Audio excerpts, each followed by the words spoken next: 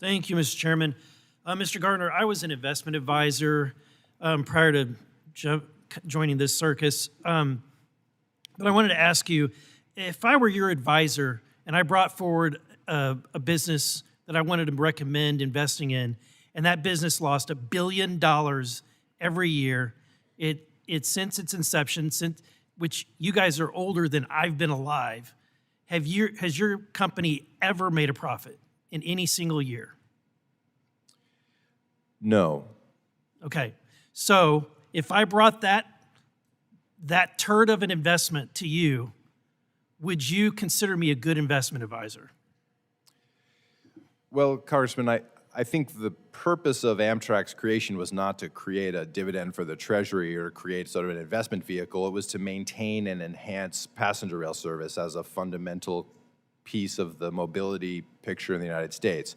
And so I think Congress has been pretty clear that it's a service that requires investment, just like public transit service everywhere, or rural roads. These are things that need to exist to support commerce, to support our culture, support connectivity. Right. Okay, I'm going to get back some of my time here. The question I think most Americans ask, and I think people in my district, it's been said before, is that when you have a business that cannot operate and operates at a deficit such as yours, how do you justify giving bonuses in the amount of $200,000 to yourself and other executives? Well, again, I would say that Amtrak's mission is to connect America.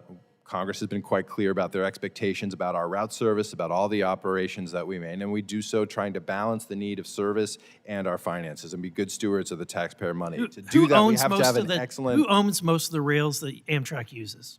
97% of our route miles are owned by another railway. We're a tenant. So you are a tenant. Do you pay them? We do. How much? Incremental cost by statute. So it depends on the route, but this is set by...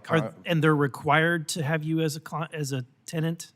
Yes, because remember, they had the obligation to run passenger trains by law, and the government relieved them of that obligation and created a federal corporation to take it on. If I were to ask them if they were here, would you as a client, are you a net loser for them? Are you a liability? No, we have an incremental cost structure, which means we pay for the incremental costs associated with our use. Our trains are very light. We use very little of the sort of consumables of a railroad.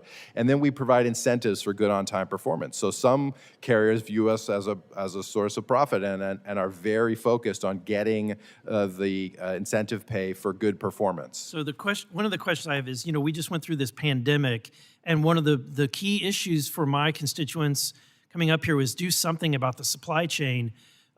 Your trains, what's on average, what percentage are they full?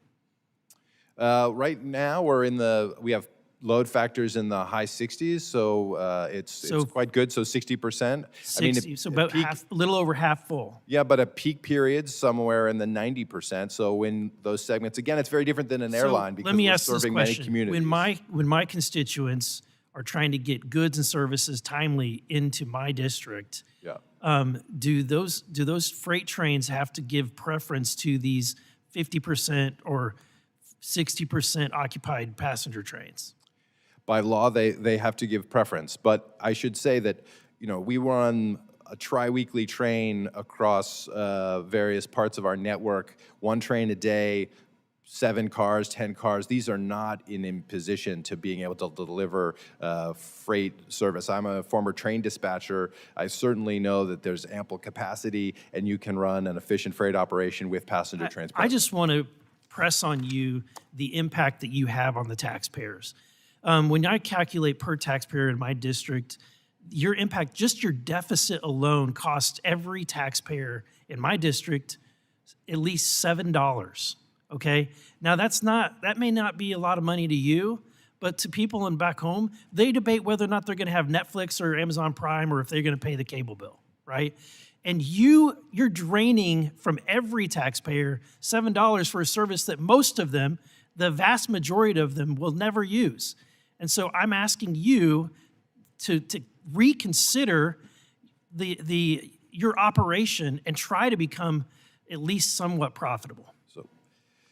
Congressman, I appreciate that. We take very seriously our role and the stewardship of federal funds, where we recognize that all of America pays for this service, as it does a variety of things the federal government invests in.